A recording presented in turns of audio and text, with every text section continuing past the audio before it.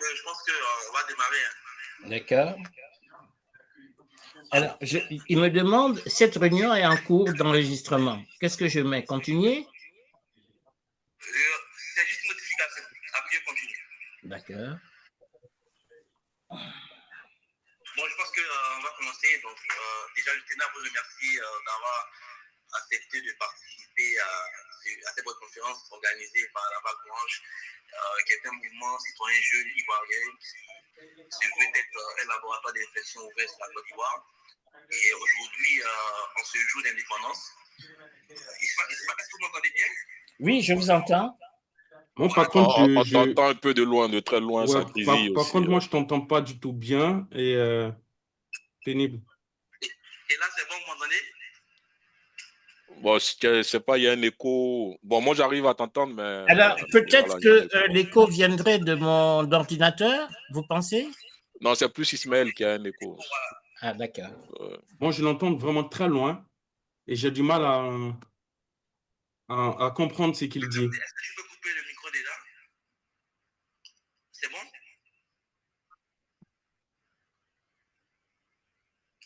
Tu m'entends pas? Attends, je vais faire un truc.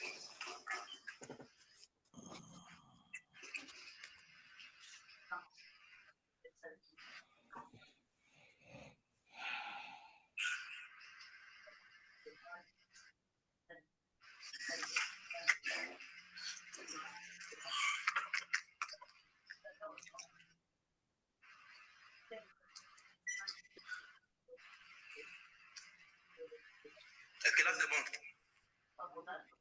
Je pense que c'est lié au micro que tu mets. Peut-être sans le micro, peut-être ça passera bien mieux.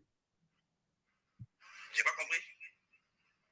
Je ne t'entends pas et je pense que c'est lié au micro. Mais là, j'ai mis un micro, en fait. Tu m'entends pas? Je t'entends vraiment très loin. Ben, je vais essayer de prêter l'oreille. Mais et les autres, est-ce que les autres entendent? Vous m'entendez? Moi, je vous entends. Peut-être c'est chez toi avant, Jacob.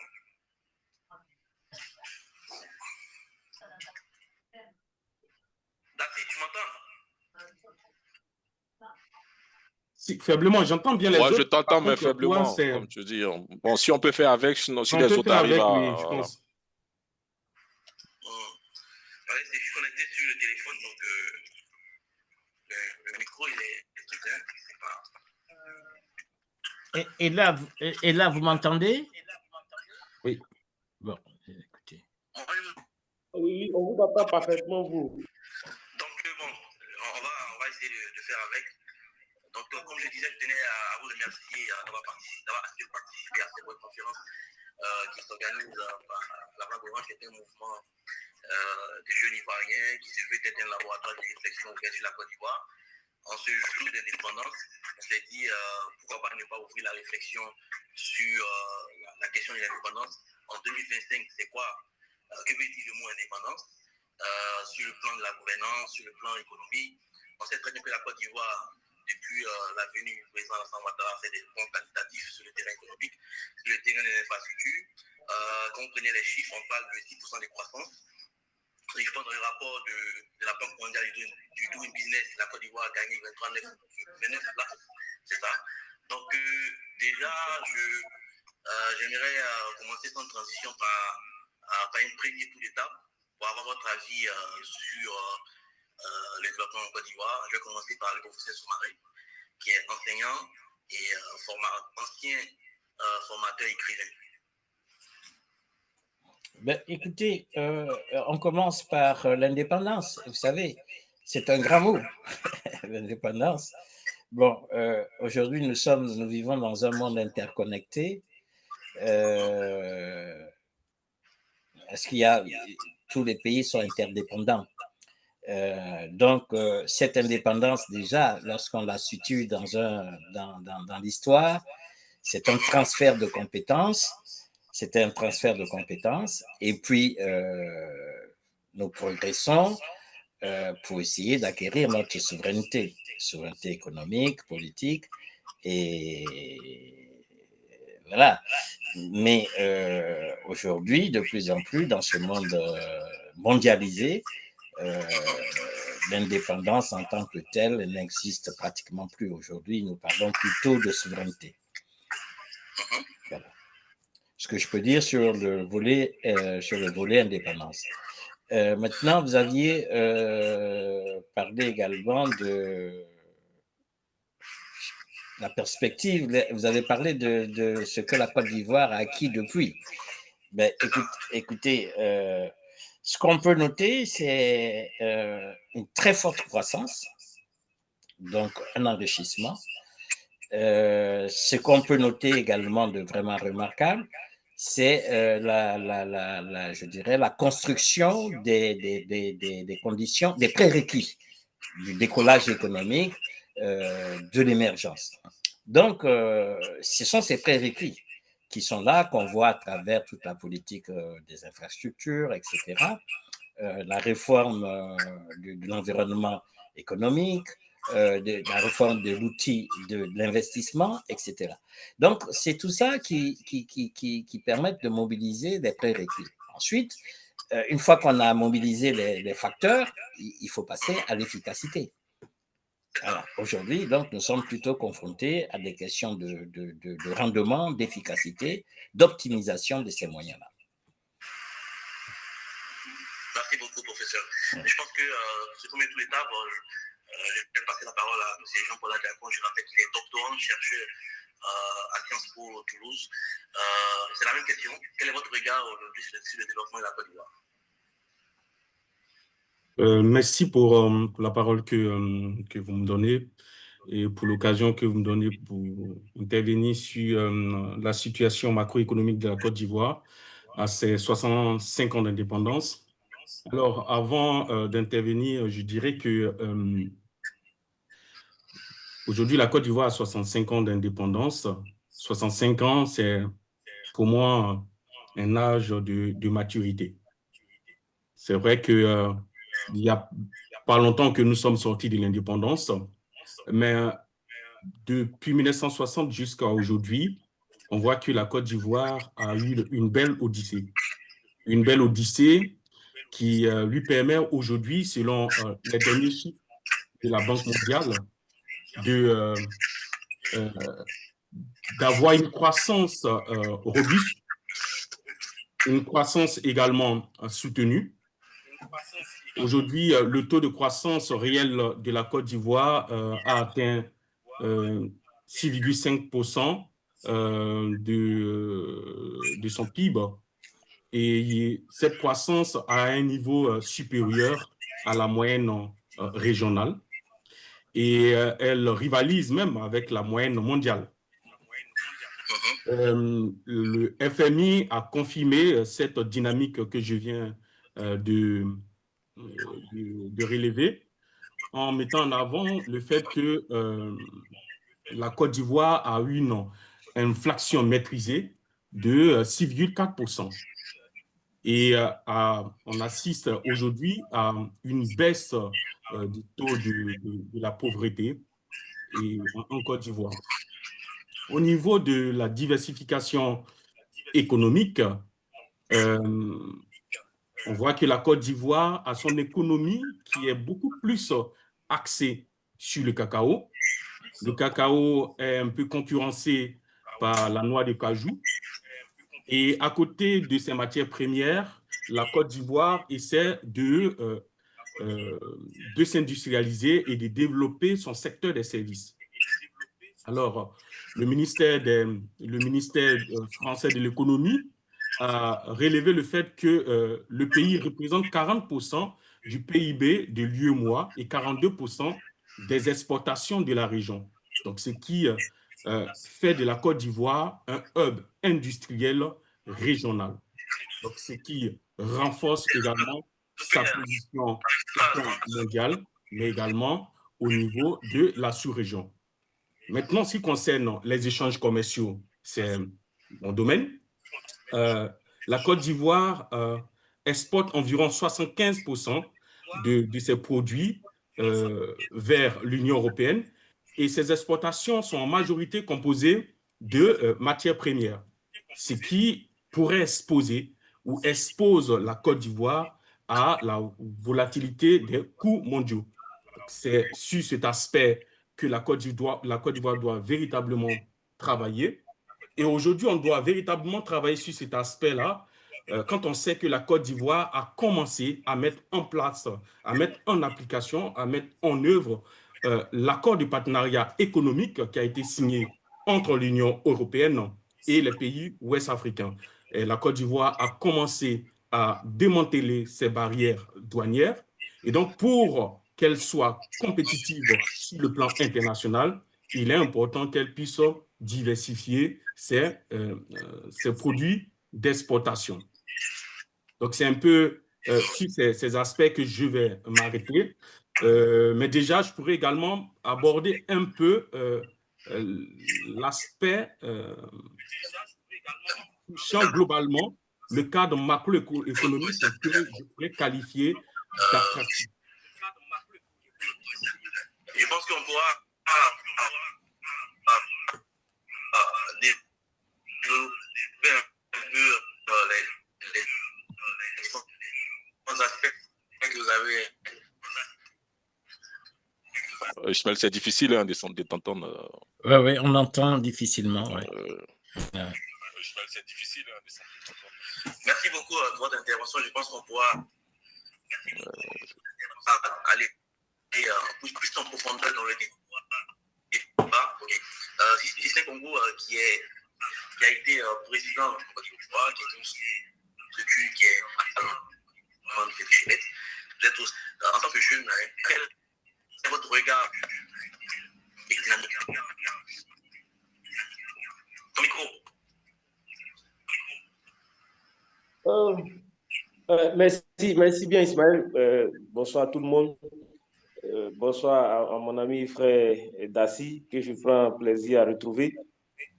Oui, je pense que mes prédécesseurs ont bien étalé donc, la situation actuelle de la Côte d'Ivoire. Je pense que, comme il a dit Jean-Paul, 65 ans, c'est l'âge donc de la maturité. Et la Côte d'Ivoire est dans une bonne dynamique au regard donc de tous les aspects qu'il a relevés. Aujourd'hui, quand vous êtes en Côte d'Ivoire, vous essayez donc de voir un peu les infrastructures, notamment tous les secteurs qui en fait soutiennent l'économie sont dans une bonne dynamique. Voilà. Aujourd'hui, la Côte d'Ivoire a un taux d'électrification qui tourne autour de 93%. Je pense que ça, c'est des éléments sur lesquels donc, on peut donc tabler pour dire que 65 ans après, aujourd'hui, notre pays est dans une bonne dynamique. Ils vont parler donc de la croissance économique. Aujourd'hui, la Côte d'Ivoire. Alors, vous m'entendez pas? Si, on vous entend. Ok. La Côte d'Ivoire, la Côte d'Ivoire, c'est le poumon de l'UEMOA. Donc, pour moi, personnellement, et vivant donc en Côte d'Ivoire actuellement, je pense qu'en termes donc, de développement, la Côte d'Ivoire est bien placée. C'est vrai, il y a encore des défis à relever, mais je pense, pour ma foi, qu'on est dans une bonne dynamique et que le pays se porte à merveille, se porte bien. Et puis bon, voilà ce que je peux dire d'entrée de jeu.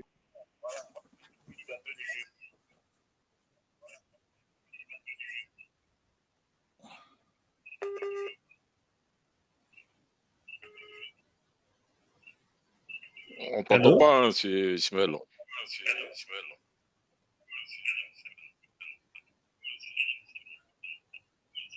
Allô? Oui.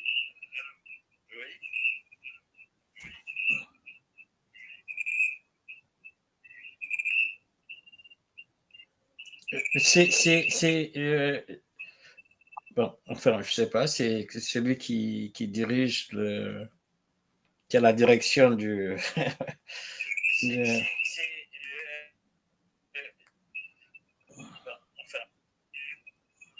Allô, vous m'entendez? Bon, là, je commence à vous entendre. Donc, on a fait au moins 2 minutes, on ne s'entend plus. C'est bizarre. Là, on t'entend bien maintenant. Bon. Donc Congo, vas-y, tu disais. Je disais que la Côte d'Ivoire a une bonne dynamique hein, en termes de développement. Aujourd'hui, nous sommes bien positionnés. Comme l'a dit Jean-Paul, la Côte d'Ivoire se porte bien, n'a rien à envier donc, à certains pays qui sont au nord. Voilà. Donc, quand on voit les chiffres de la Côte d'Ivoire aujourd'hui en termes de croissance économique, en termes d'investissement infrastructurel, je disais tantôt que le pays est à 93% pardon, électrifié. Quand on voit donc les infrastructures routières rénovées, on a eu notre aéroport qui a été donc rénové. Plusieurs projets aujourd'hui qui montrent que notre pays, la Côte d'Ivoire, donc dans une bonne dynamique, dans une bonne vision. Et 65 ans après, nous sommes fiers donc des acquis, même si, il reste encore des défis à relever. Mais pour moi, aujourd'hui, nous sommes satisfaits et on est fiers donc quand on sort de la Côte d'Ivoire de dire que nous venons de ce beau pays-là qui nous fait autant bien que mal donc, de mieux se comporter dans le cercle donc, des nations. Voilà un peu ce que je pourrais dire en termes d'introduction. Non, mais justement, en fait, moi, la question que j'ai posée, c'est pas si, c'est quoi le rôle aujourd'hui de la jeunesse en tant qu'ancien responsable du réseau ivoirien des leaders? Quelle est aujourd'hui la place de la jeunesse voilà, dans ce développement? Oui, la jeunesse joue une place importante donc, dans le développement économique de la Côte d'Ivoire. Quand on a un pays qui est composé à 75% donc de la population, on va faire de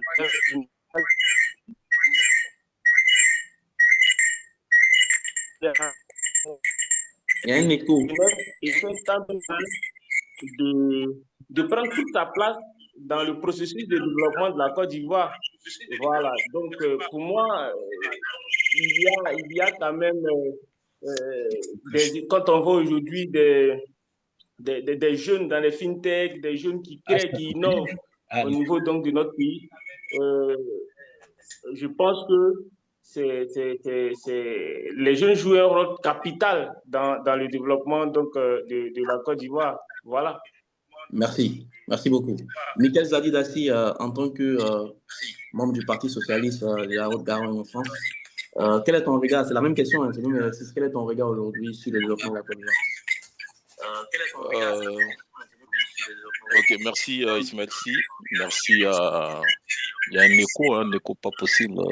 Il y a quelqu'un qui doit fermer son micro.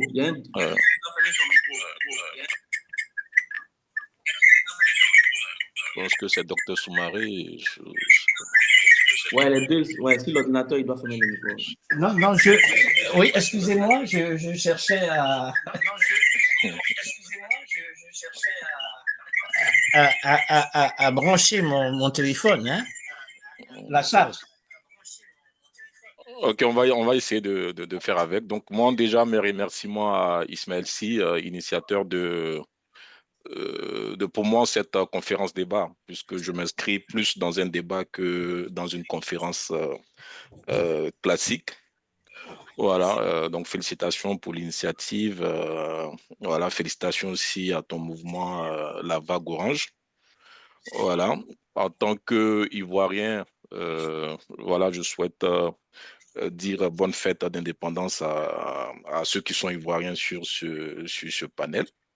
Voilà, c'est une fierté nationale pour nous Ivoiriens d'abord de célébrer ces 65 ans d'indépendance qui, pour moi, au-delà de la symbolique, représente beaucoup parce que c'est une indépendance qui n'a pas été offerte gracieusement. Voilà, nos parents, nos arrière-grands-parents se sont battus, d'autres ont trouvé la mort pour que aujourd'hui nous ayons cette indépendance. Voilà, il y a eu plusieurs, je dirais, cheminements vers l'acquisition de cette indépendance. voilà, que nous avons obtenu, je peux dire, de haute lutte le 7 août 1960. Donc aujourd'hui, nous, en tant que nouvelle génération, c'est de capitaliser sur les acquis de cette indépendance. Donc, moi, quand je fais le bilan 65 ans après, voilà, la plupart des intervenants ont dit que pour eux, 65 ans, c'est l'âge de la maturité. Pour moi, dans la vie d'une nation, ça représente encore, je dirais, une nation assez jeune, une nation qui a construit, et on l'a vu dans le cheminement de la vie politique de la Côte d'Ivoire. Pour moi, c'est un pays au-delà de l'aspect, je dirais, enjolivé qui a été dressé par la plupart des intervenants. C'est un pays avec une paix assez fragile. Voilà, c'est un pays avec une paix assez fragile, un pays où le développement est encore de façon inégalitaire, un pays où au niveau social, il y a beaucoup à faire, un pays où pour moi le développement économique est encore élitiste. Donc pour moi, il y a encore beaucoup à faire. Voilà, donc déjà, il faut saluer la symbolique du 7 août. Voilà, et je pense que ce débat va nous permettre de nous projeter dans le futur.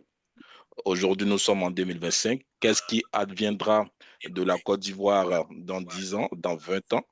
Et déjà, dans quelques mois, nous avons des élections qui cristallisent, je dirais, toute l'attention des populations. En Côte d'Ivoire, on a coutume de le dire que les élections tuent que le sida. Voilà, aujourd'hui, quand je vois sur les réseaux sociaux, il y a même des chalands des Ivoiriens qui s'apprêtent à aller au Ghana.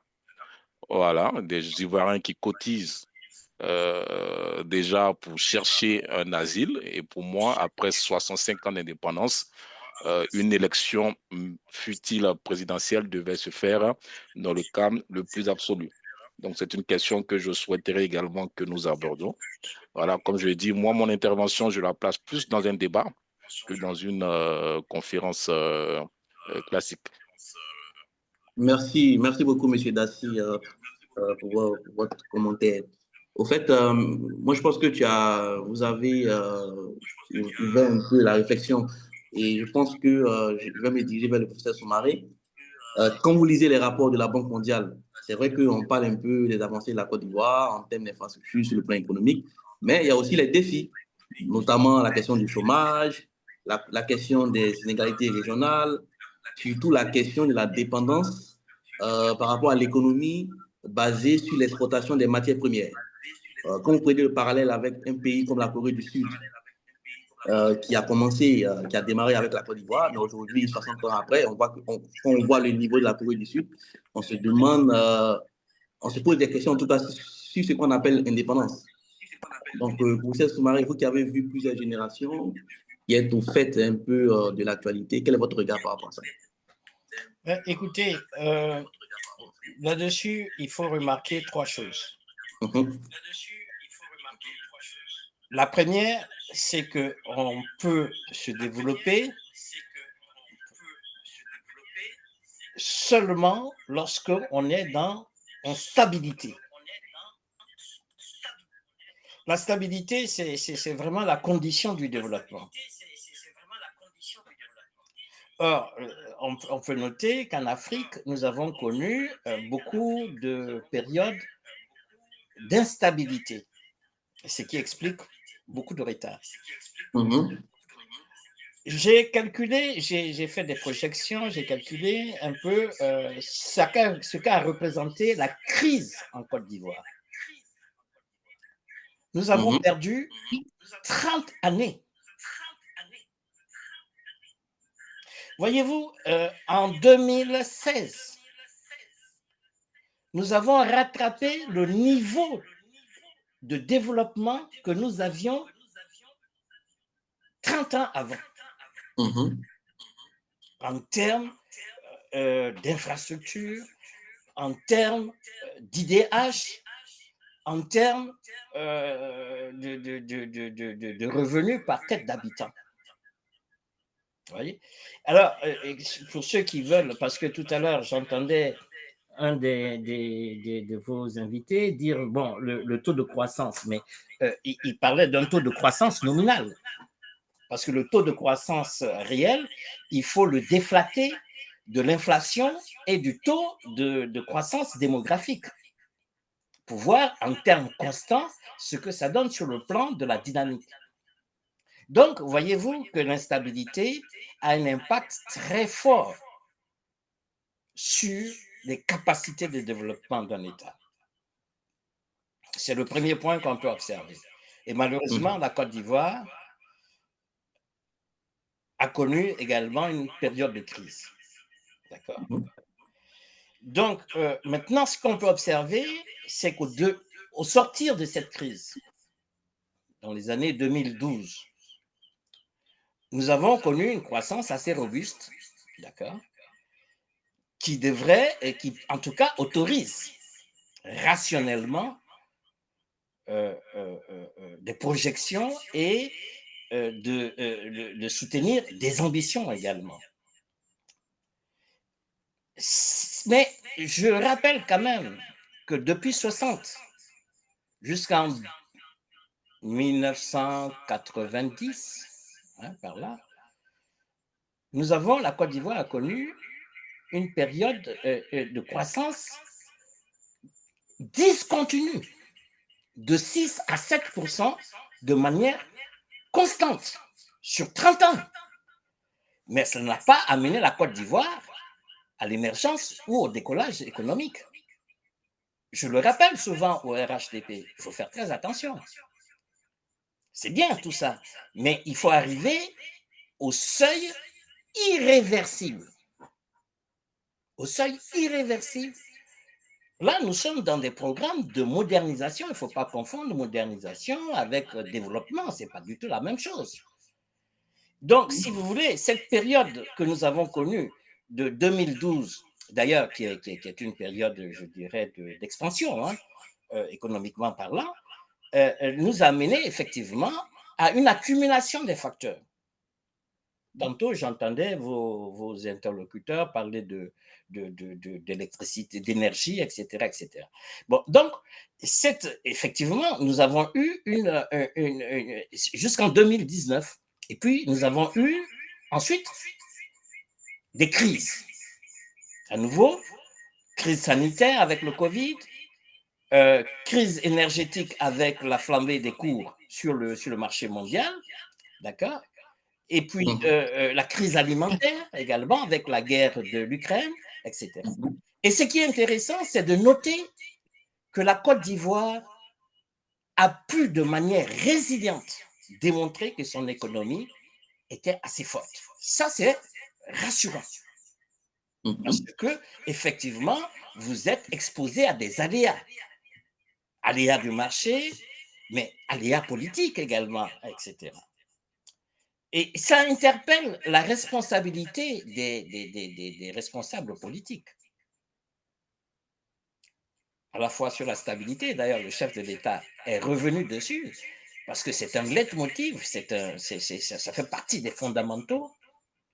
Et puis, deuxièmement, c'est de dire que, bon, j'entends souvent l'opposition, et je leur dis aussi, je ne sais pas pourquoi vient à l'idée, chaque fois on parle de distribution, Nous ne sommes pas dans des économies de distribution. Nous n'avons pas atteint le niveau où on parle, oui, de distribution, etc., etc. Non, nous sommes encore dans des économies d'investissement. Il nous faut arriver à 30% du PIB pour garantir l'irréversibilité de la trajectoire. Donc, on a une stabilité macroéconomique, mais il faut garantir l'irréversibilité de la trajectoire. Et c'est ça le défi de la Côte d'Ivoire aujourd'hui. Alors, je ne rentrerai pas dans les considérations politiques, etc., les considérations, voilà. Bon, moi, je reste dans l'économie ivoirienne, d'accord, pour dire que, oui, effectivement, nous sommes dans une trajectoire qui autorise des ambitions. Et parce que nous obtenons également des résultats. L'un des résultats les plus spectaculaires, c'est la réduction du taux de pauvreté. Mais je rappelle que le taux de pauvreté, nous sommes partis dans les années 80, si ma mémoire est bonne, avant la crise, avant les crises sur le marché, avec le président Houphouët-Boigny, nous étions arrivés à 10% de taux de pauvreté. Aujourd'hui, nous sommes à 35, hein. Voilà, dans les études, hein. 35, de 39, etc. Bon, voilà. Bon, et d'ailleurs, je profite pour dire au gouvernement que lorsqu'on va rechercher des statistiques, on s'arrache les cheveux. Et c'est tout à fait inadmissible. Tout à fait inadmissible que, avec tout l'argent qui est mis pour permettre d'avoir des statistiques en Côte d'Ivoire qui soient fiables, qu'on en soit là. Sincèrement, je ne suis pas du tout content de cela. Les ministères doivent faire mieux. D'accord. Pour donner des statistiques et permettre une visibilité plus grande de l'économie. Bon, ça c'est encore autre chose. Bon, voilà. Donc, nous voyons ceci. Ensuite, il y a l'amélioration de la gouvernance, qui est indéniable. Parce que les grands équilibres macroéconomiques sont bien maintenus. Alors, on a un peu dérapé avec les différentes crises que je vous ai dit, parce que les gens ne se rendent pas compte, hein, de la crise que c'est, mais c'est une crise mondiale. Tous les pays en ont souffert, les pays développés en ont souffert. Et la France est en train d'en souffrir encore des conséquences de cette crise. Mais nous avons retrouvé encore la croissance. Et ça, c'est quelque chose de vraiment, je dirais, c'est quelque chose d'essentiel. Mais je pense que les Ivoiriens ne se rendent pas compte. Ils ne se rendent pas compte. Et qu'ils aillent aux États-Unis, qu'ils voyagent un peu, ils verront. Hein. Là, moi, je reviens de la Corne de l'Est, où vous avez le Kenya et tout ça, qui sont des pays très bien cotés, hein, qui sont, c'est la 6e économie africaine, quand même. Vous voyez? Bon, je vois, je regarde. Mais professeur, vous ne pouvez pas vous couper, au fait, c'est juste une précision. Est-ce qu'aujourd'hui, on peut faire de la macroéconomie, de l'économie, en occultant la dimension partage de croissance? Parce qu'aujourd'hui, dans toutes les économies, qu'elles soient petites il faut le partage, il faut le partage. Mais voilà. Je suis d'accord, j'entends. Hein, si vous voulez, les fruits de la croissance doivent être partagés plus. Bon, c'est le problème de l'inclusivité, hein, de l'économie inclusive et égalitaire. C'est très bien tout ça, ce sont des notions, d'accord?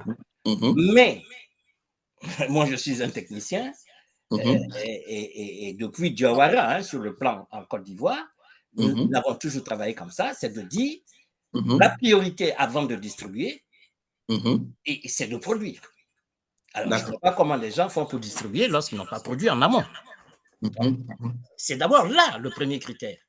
D'accord. Et une fois qu'on a suffisamment et qu'on a dégagé des marges, on distribue un peu. Mais la Côte d'Ivoire a distribué. Si vous prenez on a fait beaucoup de distribution. Maintenant, le problème, c'est si vous voulez, c'est les inégalités. Les inégalités entre le monde rural, le monde urbain, entre l'économie formelle et l'économie informelle, entre les 20% des plus riches et les 80% des choses. Bon, donc, mais si on regarde, c'est comment croît la classe moyenne, puisque c'est elle qui va détenir en fin de compte et derrière, c'est de regarder comment notre économie encore, je dirais, sous-fiscalisée à cause de l'importance du secteur informel. Parce que tant qu'on n'aura pas réussi la migration pour faire rentrer le secteur informel dans les circuits de l'économie institutionnelle, on sera en dessous je dirais, des seuils de productivité qui sont normatifs au niveau du monde et puis de l'Afrique, de la région. Hein. Vous voyez, nous avons une économie qui est fiscalisée, par exemple, à 16%, alors que la norme CEDEAO, elle est à 20%. Et c'est faible, voyez-moi, c'est faible. Hein? Vous prenez un pays comme la France, Quand vous regardez la fiscalisation de l'économie française, elle est autour de 45%, de 40%. Oui, dans de telles économies, vous pouvez parler de redistribution.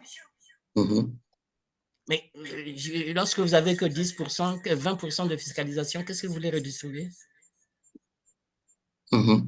C'est ça. Alors, bien sûr, on augmente, il faut suivre les normes. Vous prenez par exemple la masse salariale dans le budget de la Côte d'Ivoire. Nous sommes presque au-delà de ce qu'il faut. Parce qu'on ne doit pas dépasser 30%. Nous sommes à 36%. Et pourtant, il faut embaucher. On a besoin de fonctionnaires, d'enseignants, de médecins, d'ingénieurs, etc., etc. Donc, le défi, c'est quoi? C'est le secteur privé. Il faut que le secteur privé soit un relais assez puissant pour assumer la croissance et la tirer. D'accord. Je pense qu'on pourra revenir un peu sur cette question. Voilà. Merci, professeur, en tout cas, pour ces précisions. Je pense que vous avez permis d'ouvrir un peu cette lucarne. Moi, la question que je me pose aujourd'hui, 65 ans après, est-ce qu'en Côte d'Ivoire, on a un modèle de développement? Parce que quand vous prenez aujourd'hui le monde, il y a différents blocs, c'est-à-dire il y a le bloc libéral, voilà, il y a le bloc inspiré des valeurs communistes. Quand vous prenez par exemple un pays comme la Chine, est-ce que la question que je me pose, est-ce qu'on peut importer une doctrine de notre pays et se développer à partir de cette doctrine? Donc, vous savez, pour l'Afrique, les débats idéologiques sont, comme disait Bani, ça n'a pas de sens. Bon, ça n'a pas de sens. Mais est-ce qu'on a un modèle? Est-ce qu'on a un modèle? C'est une question groupée, hein, donc chacun pourra intervenir sur cette question. Là-dessus, il faut regarder l'agenda, je crois que c'est l'agenda 63. De l'UA. De l'UA. Et là, il y a un modèle. Et on voit tous les pays africains qui s'engouffrent dans ce modèle. D'accord? Ça, c'est le premier point. Nous sommes dans des... Et puis aujourd'hui, hein, le monde est dominé par, pratiquement, depuis la chute du mur de Berlin, etc., c'est dominé par un seul modèle. Hein, d'accord? Même l'Union soviétique est dans ce modèle. D'accord? C'était le modèle capitaliste. Voilà. Bon. Donc, nous avons... Et maintenant, comme dit le président Ouattara, nous avons, et c'est vrai, c'est un modèle libéral, mais à visage humain, à visage social. Bon, c'est toute cette dimension africaine qu'on peut intégrer dans notre modèle. C'est lui donner, c'est de prendre des valeurs dans le projet de société qui soient des valeurs africaines. D'accord? Qu'on intègre. Bon, maintenant, derrière ces modèles, même si on les intègre, par exemple, vous allez dire, bon, écoutez, la Côte d'Ivoire, 65 ans, nous sommes un pays agricole, etc. Mais sur le plan de la mutation des méthodes de production, ou le plan de la mécanisation, le plan des mutations des technologies de production, vous voyez bien que ça n'a pas bougé. 65 ans après. Nous sommes toujours à la daba, à la machette, hein, dans l'implantation. Bon, donc, ça, ce sont des vrais défis. Mais en même temps, ça fait partie un peu de nos mœurs. Donc, si vous voulez, les modèles que nous sommes en train de construire doivent être des modèles également qui s'appuient sur le renouvellement du capital humain et son amélioration.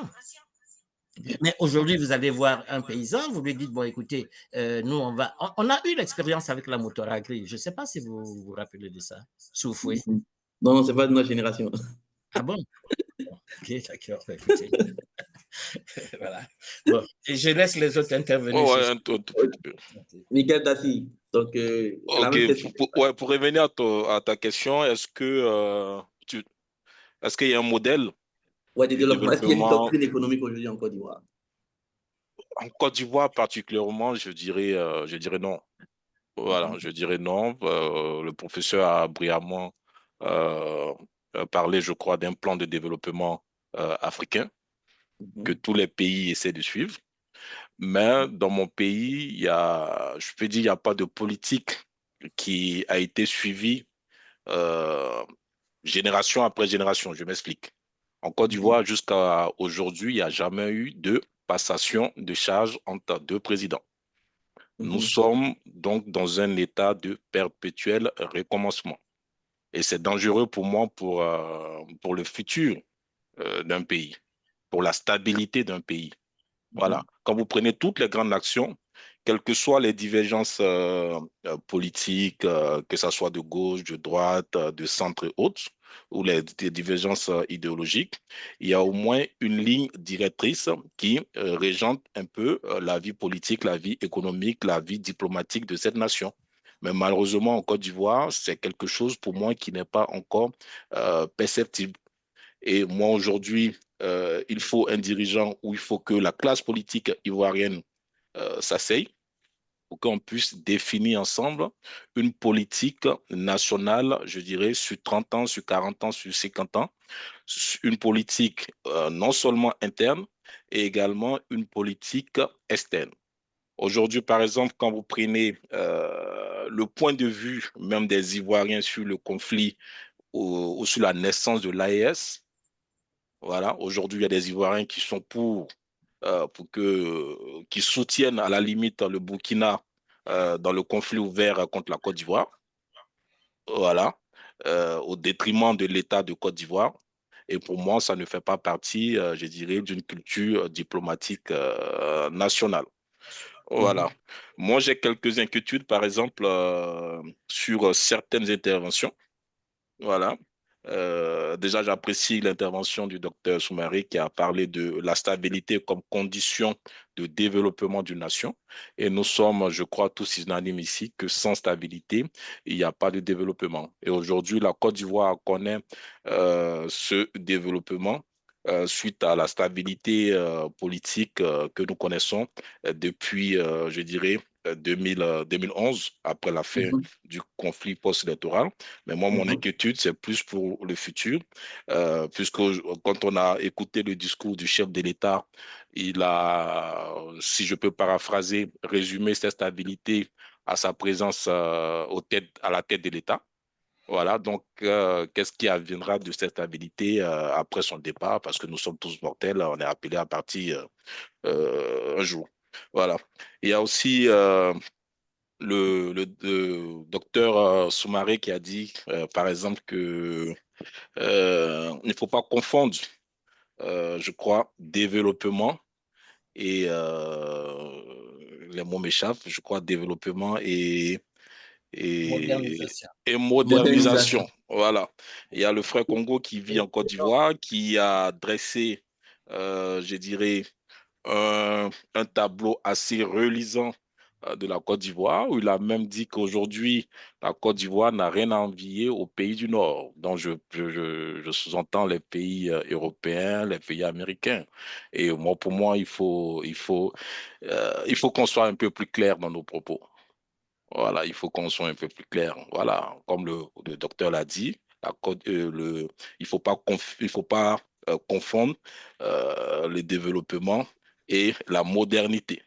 Voilà. Aujourd'hui, quand on cite en exemple le développement européen, c'est pas pour la Tour Eiffel, c'est pas pour la beauté des Champs-Élysées, c'est pour les conditions de vie que nous retrouvons en Europe, notamment au niveau social. Les gens arrivent à se soigner. Aujourd'hui, en Côte d'Ivoire, est-ce que les Ivoiriens arrivent réellement à se soigner? Aujourd'hui, en Côte d'Ivoire, on va encore faire des cérémonies à grande pompe d'inauguration d'échangeurs. Est-ce que c'est la priorité aujourd'hui au niveau national dans un pays où beaucoup de personnes vivent encore sous le seuil de la pauvreté? Voilà. Il y a aussi les propos de Congo qui nous a dit que la jeunesse occupe une place importante dans le cercle des décisions de la Côte d'Ivoire. Moi, je pense qu'il faut sortir un peu des rhétoriques. Aujourd'hui, nous avons un chef de l'État qui a 83 ans qui décide de rempiler, pendant que le chef d'État français a à peine 40 ans, pendant qu'en France, nous avons des ministres de 30 ans. Voilà, donc aujourd'hui, est-ce que les jeunes de Côte d'Ivoire qui constituent l'avenir de ce pays font partie du cercle de décision? Aujourd'hui, quelle est la mentalité des jeunes en Côte d'Ivoire? Qu'est-ce qu'on laisse comme héritage au niveau mental pour les jeunes de Côte d'Ivoire? Voilà, nous qui allons régulièrement au pays, tu ne peux pas débattre aujourd'hui de politique avec un jeune de Côte d'Ivoire. Ils sont toujours sur les réseaux sociaux, en train de danser à n'en point fini. Aujourd'hui, la Côte d'Ivoire est connue dans l'Afrique comme le pays des buzz, le pays d'animation des réseaux sociaux. Est-ce qu'on développe un pays 65 ans après une telle jeunesse? Quel est le système éducatif que nous avons en Côte d'Ivoire? Qu'est-ce que nous avons comme personnel qui sort de nos universités, de nos écoles en Côte d'Ivoire? Et moi, je suis inquiet pour l'avenir de la Côte d'Ivoire, au-delà de ce tableau, je dirais, reluisant qu'a présenté la plupart voilà, des intervenants. Merci beaucoup, M. Dassi. Je pense qu'on va laisser M. Congo répondre. Et pour une précision, M. Congo, ici, moi, j'entends la pertinence des politiques publiques. Voilà. Selon vous, quel est votre regard sur la pertinence des politiques publiques? Je pense que le camarade Dassi a fait sortir un certain nombre d'éléments. Et lui-même, ses propos, dans le jeu, il a dit que 65 ans, c'est pas la maturité, c'est un âge où le pays est encore dans sa situation en développement. Dans le jeu, il a dit. Et donc, aujourd'hui, je pense que les gouvernants font des efforts. Et comme le docteur l'a dit, il faut travailler sur le capital humain. Et quand Assis dit que les jeunes en Côte d'Ivoire sont dans le bain, moi je suis désolé. Et je suis désolé. Aujourd'hui en Côte d'Ivoire, il y a des jeunes qui prennent part. Donc, ils sont dans l'organisation d'activité civile qui essaient donc de porter pour l'amélioration des politiques publiques. Moi, par exemple, je prends mon cas. J'ai fait partie donc des jeunes qui ont avec le ministère de la promotion de la bonne gouvernance, alors travailler sur une manière donc de formation sur les questions de la corruption en Côte d'Ivoire.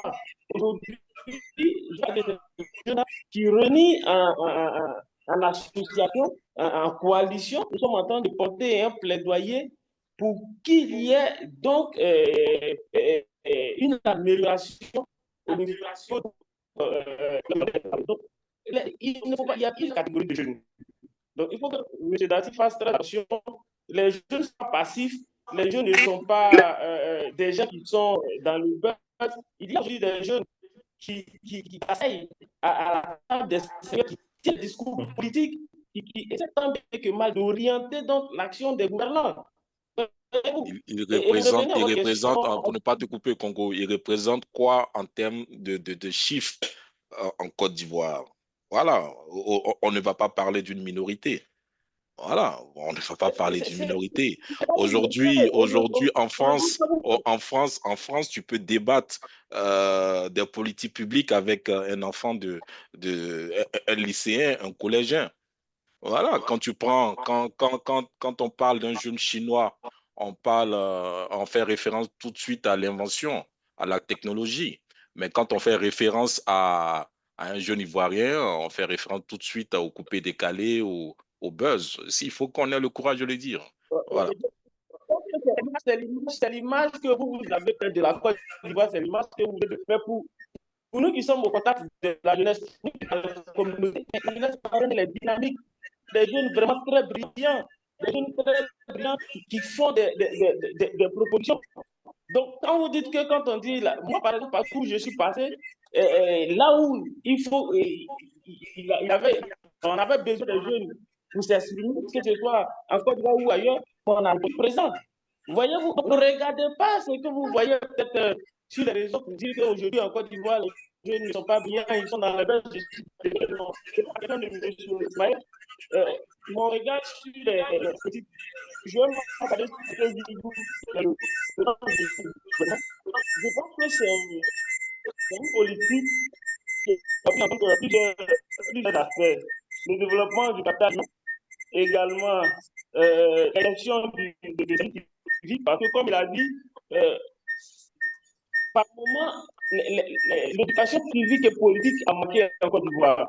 Regardez au niveau du pays, ce sont des fondations allemandes et autres qui font des formations à l'endroit de la jeunesse. Ce n'est que récemment qu'il y a eu l'Institut de formation politique Amadou Gon. Donc, le manque de formation politique là est un frein à la participation des jeunes. Et aujourd'hui, les gouvernants en sont conscients, ils ont commencé plus en plus à mettre en place des réformes qui permettent donc aux jeunes de se former, de comprendre un peu les questions de politique sociale et économique du pays, de connaître l'histoire politique, sociale et économique du pays. Et ça, c'est des choses à encourager aujourd'hui. Vous avez des services civiques de Boaké, de Besso, etc., qui permettent aux jeunes de pouvoir se former et de comprendre toutes les dynamiques. Donc, pour il y a des points encore faire. Mais là, dit que les Ivoiriens ne prennent pas les gens sont représentés. Vous prenez la majorité des institutions, c'est les jeunes qui tiennent ces institutions. Mais M. Dali parle de au premier plan, c'est-à-dire 20 ans, 30 minutes, je suis d'accord avec vous. Mais on va étape par étape. On va y arriver parce que pays qui en est il y a un bruit en fond qui. Il y a un bruit. Ouais, c'est bon. Président de 40 ans, c'est des pays qui ont. Est-ce que je peux intervenir un peu? Je pense qu'on va laisser M. Adjakon répondre rapidement sur la question et puis après M. Soumaré va aller parler. Est-ce que bien, elle commence à prendre la conscience de temps là-haut, jeunes qui osent appeler les gouvernants sur des questions de gouvernance au niveau des communes, au niveau des régions, ça donne de l'espoir. Et je pense que merci, M. Congo. On continue, on va arriver comme M. Dassi le dit au niveau de la France. Merci. Merci beaucoup. Merci, M. Congo. M. Adjakon, moi, ici, j'ai envie de parler du capital humain. Quelqu'un disait il n'y a pas de développement sans capital humain. Est-ce qu'aujourd'hui, vous pensez que l'État fait suffisamment d'efforts dans ce sens?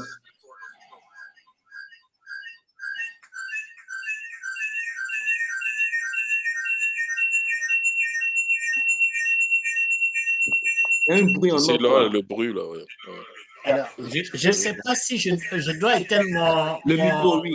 Oui, le micro de l'ordinateur, je pense. Oui, alors attendez, je le fais parce que j'ai l'impression que ça vient de là. Là. On va essayer, je l'ai éteint. Et ça continue, donc c'est pas de chez moi.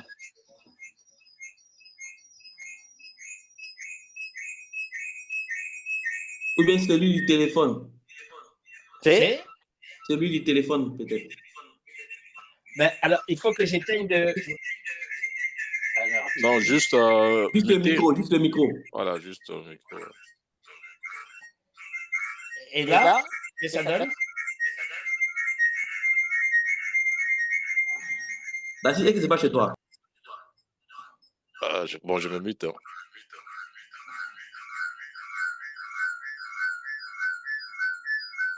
Alors là. C'est le professeur, c'est le deuxième là. Non, c'est moi.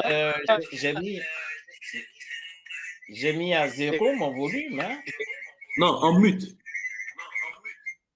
Ah, il faut mettre en mute? En mute, oui. Il y a ici l'application. J'ai mis à 0 mon volume. Alors, comment vous faites le mute? Vous regardez. Ah, il faut mettre. Il y a un micro, il y a le symbole d'un micro. Alors, comment. Alors, vous voyez ça? Hein? Si vous voyez la barre de zoom en bas, il y a un micro, le symbole d'un micro. Le symbole d'un micro. Je vois le fichier. Alors, ici, là, je le coupe alors, mon micro. C'est ça, oui. Ah bon, d'accord, ok. C'est...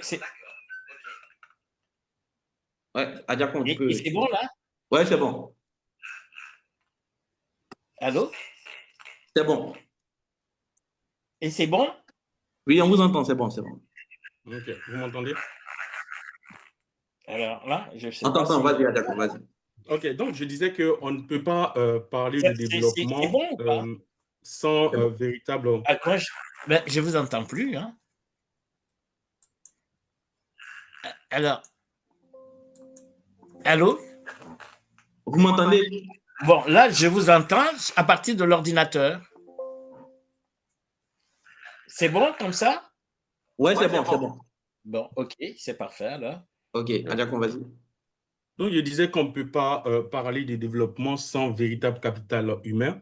Il est bien vrai que le gouvernement ivoirien fait beaucoup d'efforts, mais ce qu'on constate, c'est que la croissance économique aujourd'hui ne s'est pas encore traduite par une amélioration équitable des conditions de vie.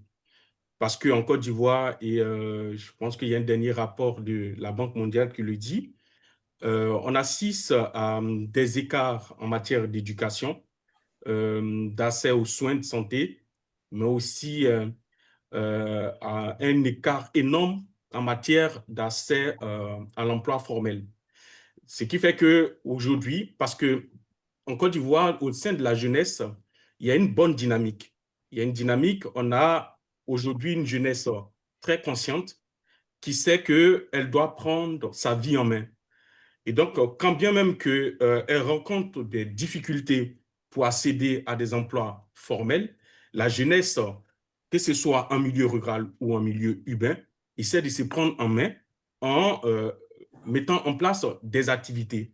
On assiste aussi aujourd'hui à beaucoup d'entrepreneuriat au niveau des jeunes, même si ils ont des difficultés pour avoir accès à des financements, mais ils font assez d'efforts pour se prendre en main.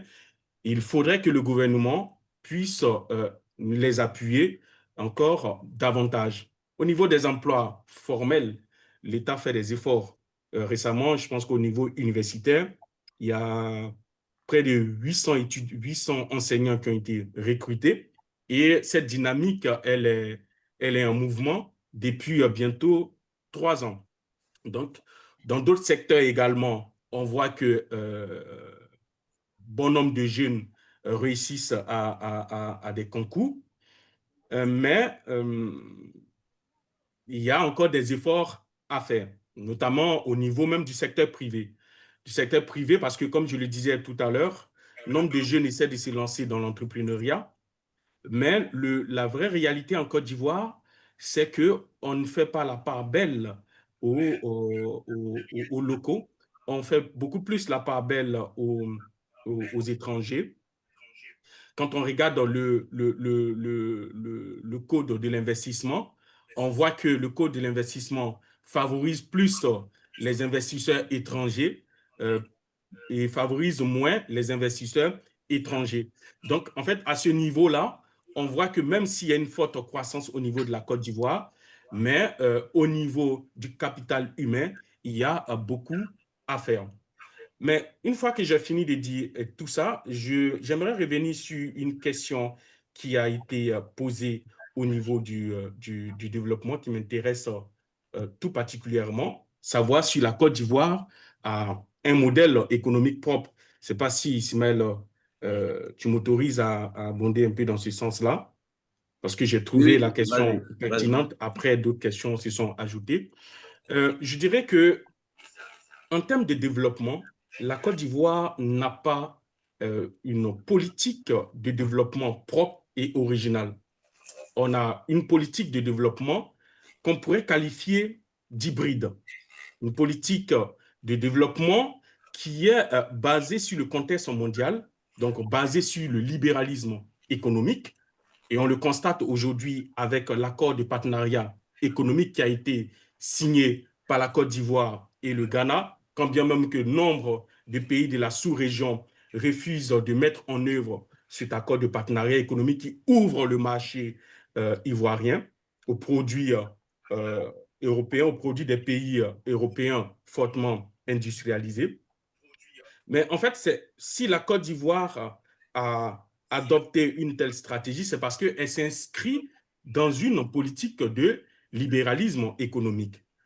Aussi, à côté de cette politique de libéralisme économique qui se situe au plan international et dirigée par l'OMC, on voit qu'au niveau interne, la Côte d'Ivoire adopte une politique de développement qui est un peu propre via les PND, qu'on appelle Programme national de développement. Les programmes nationaux de développement, qui en fait donnent une certaine orientation, une certaine trame à la stratégie de développement de la Côte d'Ivoire. Et ces PND ont pris leur source en 2012 et aujourd'hui, jusqu'en 2025, ces programmes-là continuent d'orienter la stratégie politique de la Côte d'Ivoire. Et comme nous sommes également dans 2 unions douanières, notamment l'UEMOA et la CEDEAO, la Côte d'Ivoire essaie d'orienter sa politique dans la politique de développement régional, notamment dans le domaine agricole. Au niveau de la CEDEAO, il y a une politique agricole commune qui a été mise en place, qu'on appelle l'ECOA, qui préconise un développement agricole orienté sur la souveraineté alimentaire couplée à la sécurité alimentaire. Parce que la Côte d'Ivoire oriente sa politique dans ce sens-là. Pourquoi? Parce que la Côte d'Ivoire s'est dit qu'on n'a pas tous les éléments nécessaires qui nous permettent de nous nourrir nous-mêmes avec notre propre production. Donc, à côté de la souveraineté alimentaire qui voudrait qu'on produise ce que nous consommons ou bien qu'on achète ce que nous consommons dans la sous-région, il faut aussi allier à cette politique de souveraineté nationale, souveraineté alimentaire, une politique de sécurité alimentaire qui puisse nous permettre d'importer ce qui nous manque durant le temps que nous transformons notre politique agricole. Je pense que c'est un peu ce que l'Union européenne a fait lorsqu'elle mettait en place la politique agricole commune, la PAC, dans les années 1900, il me semble, 62. Maintenant, outre cela, j'ai rejoint le professeur Soumaré. La Côte d'Ivoire s'inscrit également au niveau sous-régional, au niveau continental, dans la stratégie de développement qui a été définie par nos pères fondateurs qui se retrouvent dans l'agenda 2030.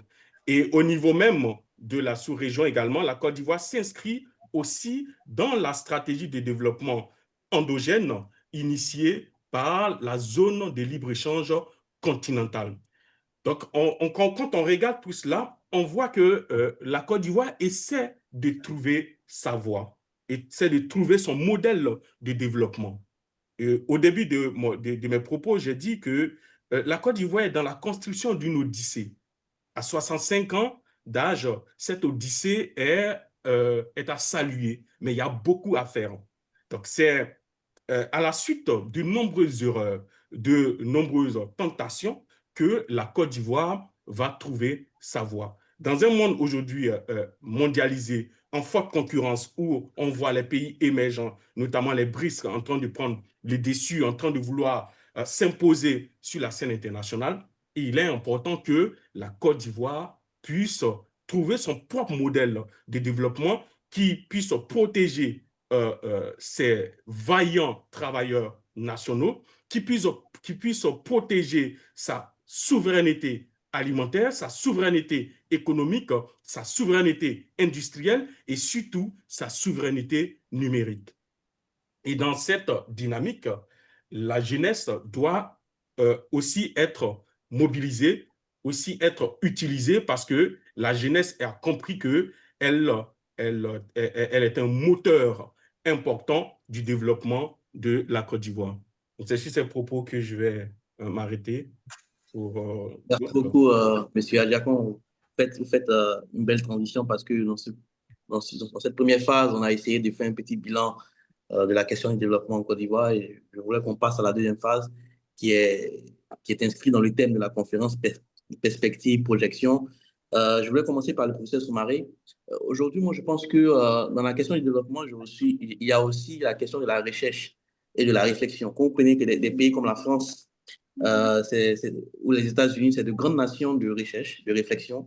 Et malheureusement, en Afrique, la question de la recherche et de la réflexion, où on pense l'action de l'État ou du moins la gouvernance de l'État sur des décennies, cette question est minorée. C'est-à-dire que la vie de l'État est prise en otage par les guéguerres politiques, en tout cas par tout ce qui a trait à la chose politique. Or, je pense que dans la gouvernance, il y a aussi la dimension réflexion. Donc, quel est votre regard par rapport à ça? Comment aujourd'hui, 5 ans après l'indépendance, comment cette nouvelle génération doit se positionner dans ce chantier? D'accord.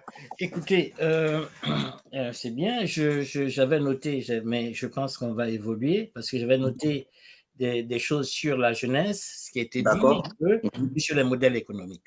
Bon, voyez, mais je vais revenir un peu sur les modèles économiques quand même, avant de vous répondre. Sur le modèle économique, quand même, on regarde un peu ce qui se passe au niveau des BRICS. Parce que nous aspirons tous à l'émergence. Et qu'est-ce qu'on note? C'est déjà, je dirais, la taille des États. Alors, quand vous avez des États qui n'existent que de nom, évidemment, vous avez des problèmes, parce que l'Afrique a été trop morcelée. C'est la balkanisation. Et ça, c'est la première des choses. C'est pour ça que je suis contre, effectivement, tous ceux qui retardent l'intégration africaine. En voulant faire voie solitaire, etc. Nous avons besoin de synergie. Nous avons besoin d'avoir une taille pour pouvoir peser dans le rapport de force. Le monde est gouverné par des rapports de force.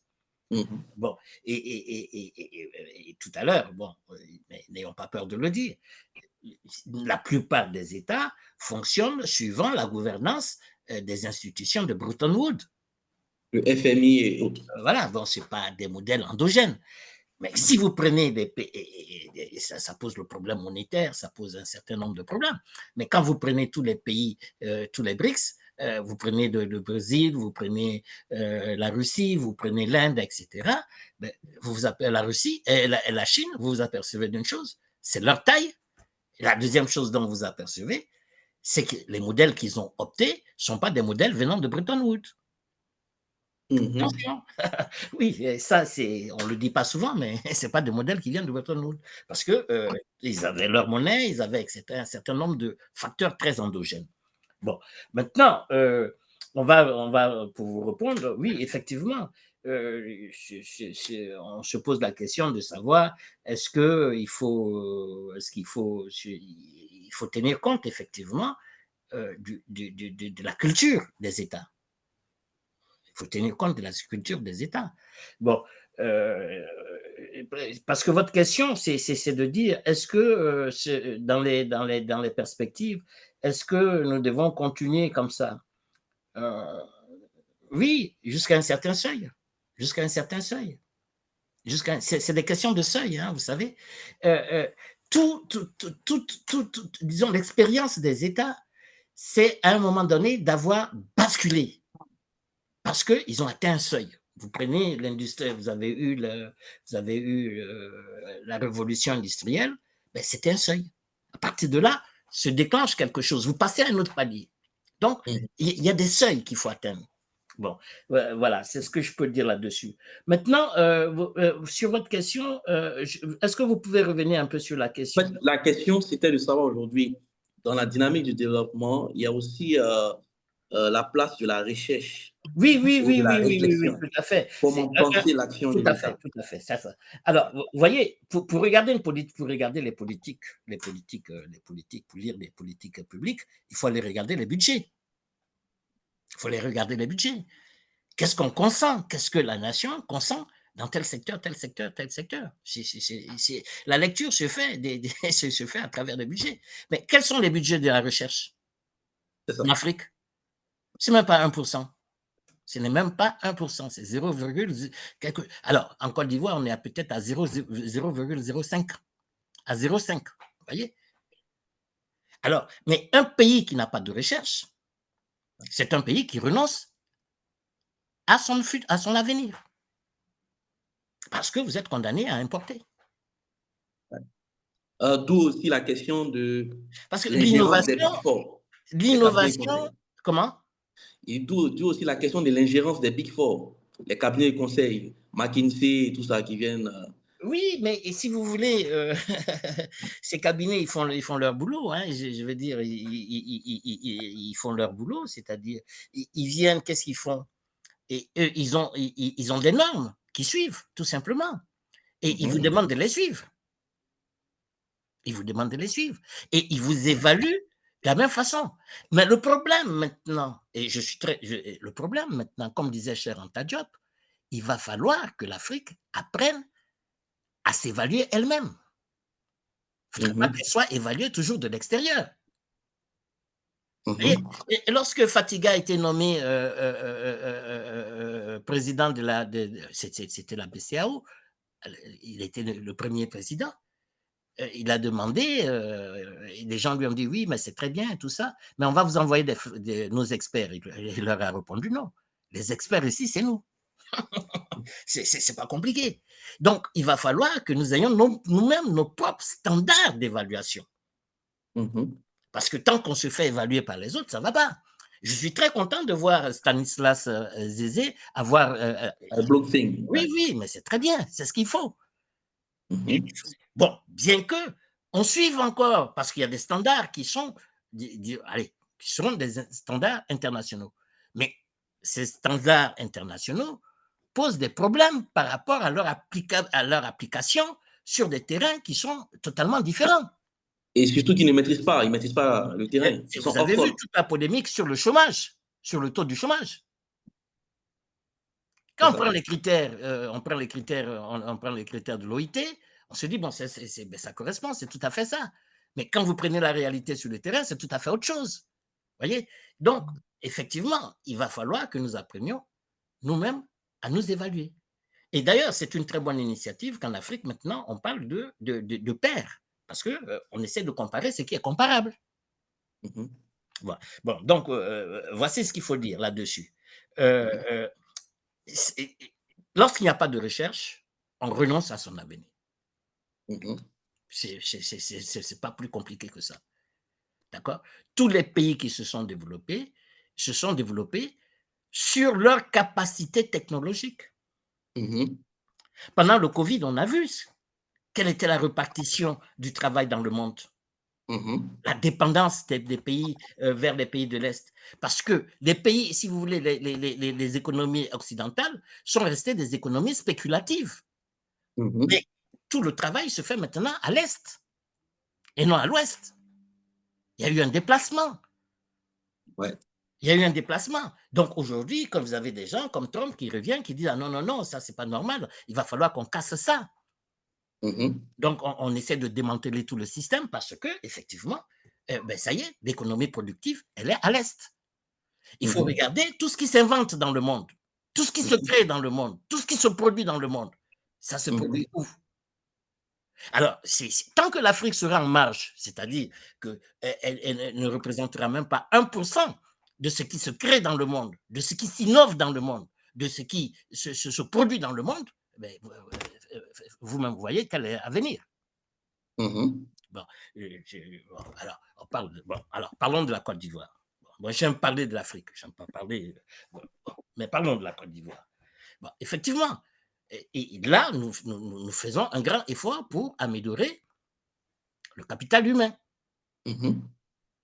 Parce que effectivement, si vous voulez briser le cycle générationnel de la pauvreté, c'est déjà arriver à à limiter le taux de déperdition de l'appareil éducatif. Parce que si vous prenez 1000 élèves qui rentrent là au primaire, qui rentrent à la maternelle, combien arrivent à l'université sur les 1000? Peut-être 10. Peut-être 10. Vous voyez? Quand vous regardez donc quand vous regardez ces dynamiques-là, vous vous rendez compte que déjà, effectivement, il y avait des goulots d'étranglement parce qu'il n'y avait pas assez d'infrastructures. D'accord? Aujourd'hui, on est passé à 10 universités. Vous voyez que ça va décongestionner. D'accord? Et puis d'ailleurs, on a constitutionnalisé l'obligation d'aller à l'école. C'est très bien. D'accord? Mais à part que, c'est comme je dis au gouvernement, je dis attention, lorsque vous donnez des statistiques, vous dites on a construit 5 000 écoles, est-ce que vous êtes parti les vérifier pour voir si c'est des, c'est des apatams ou bien si c'est des écoles construites dans les normes? Selon les standards internationaux. Oui, parce que votre ministre, il vous fait un beau petit rapport en vous disant, oui, ben voilà, écoutez, j'ai construit 50 000 classes, mais les 50 000 classes, est-ce que vous allez été voir pour voir effectivement si. Bon, il y a tout ça, vous voyez, parce que, bon, et il faut du contrôle sur le terrain, d'accord? Il faut du contrôle. La régulation. Oui, parce que sinon, on est dans une bulle. Hein? On est des technocrates, on est dans une bulle, on reçoit des rapports, et puis on les compile, et puis on donne ça au FMI, qui lui aussi nous pond des rapports. Et après, vous vous dites, ah mais tiens, ça ne correspond pas à la réalité. Hein? Voilà un peu. Non, il faut de la recherche, et il faut qu'on arrive à un taux de 5% du PIB. Mais selon vous, vous restez dans la question. Quand on remarque aujourd'hui, quand on regarde la Côte d'Ivoire de près, on voit que le contexte ivoirien, il est politisé. La question politique prend toute la place dans la vie ivoirienne. Pourtant, une nation, c'est la richesse, c'est la réflexion. On doit penser la nation. Le modèle dont on parle, la doctrine économique, c'est des gens qui doivent la penser. Mais oui, mais si vous voulez... Non, mais si vous voulez, vous voulez demander à des populations, vous avez à un pays, une nation qui a un taux d'analphabétisme de combien? Je crois, nous sommes à combien? Allez. Je ne sais pas les chiffres, mais... 36, 40? Bon. Quel projet vous voulez soumettre à l'appréciation des personnes qui sont analphabètes? Mais ça, ce n'est pas le peuple, c'est le pouvoir, en fait. Bon, voilà. Bon, alors, maintenant, l'élite. Alors, l'élite. Alors, si l'élite vient, qu'elle vous dit, bon, écoutez, nous, on pense pour vous. C'est très bien. Elle va penser pour vous. OK. Mais le problème, c'est est-ce que vous la contrôlez?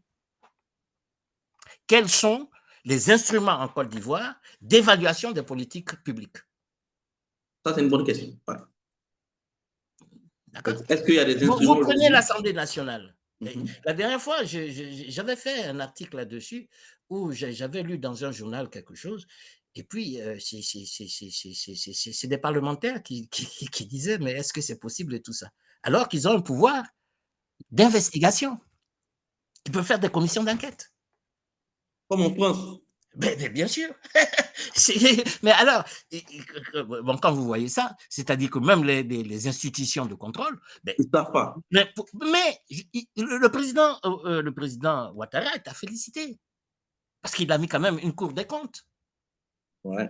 Qui quand même contrôle l'exécution des budgets. On a vu dernièrement. Il a mis un Conseil d'État. Il a mis une Cour de cassation. Et jamais en Côte d'Ivoire, il n'y a eu plus de contrôle que sous Ouattara. Ça, il faut le reconnaître. Parce qu'avant, les institutions ne donnaient même pas de rapport. Même pas de rapport d'activité, figurez-vous. C'est lui qui l'oblige là maintenant. En fait, moi, je pense que vous ouvrez une brèche. Je ne vais pas la fermer.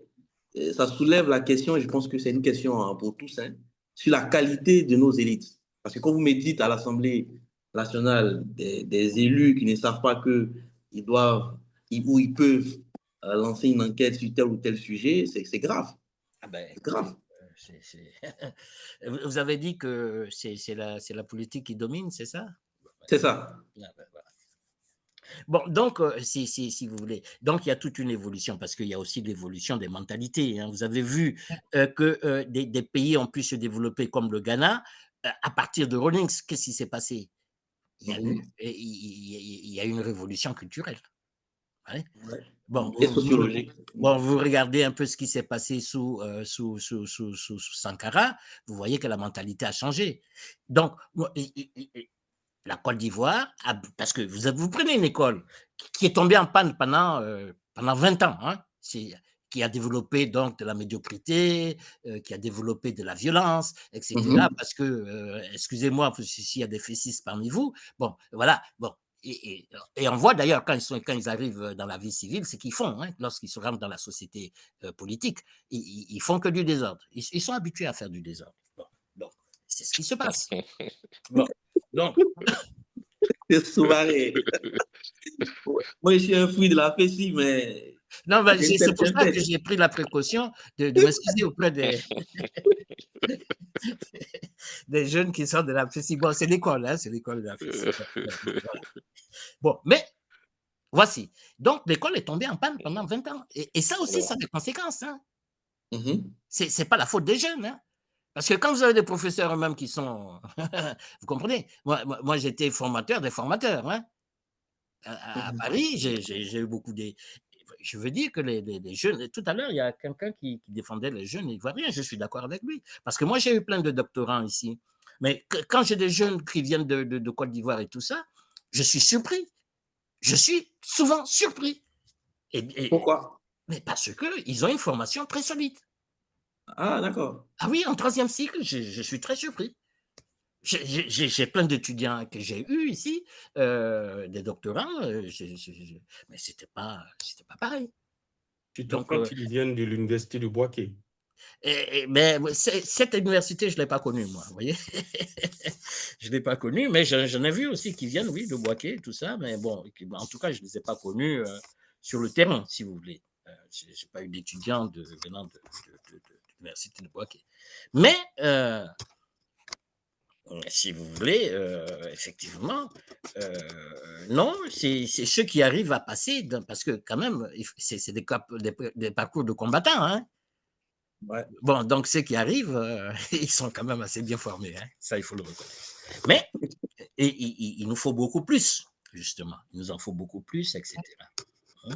Il nous en faut beaucoup, beaucoup plus. Et effectivement, mais la formation, ça fait partie de la capacité de l'employabilité. Il faut améliorer cette capacité. Parce que vous prenez aujourd'hui, allez, mettons, tout d'un coup, comme ça, on a, je ne sais pas moi, 1000 usines.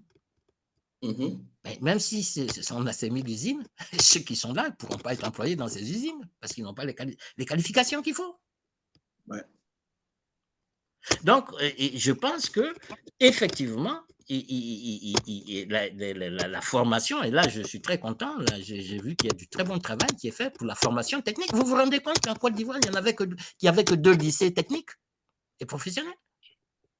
Mais on a pris un retard terrible.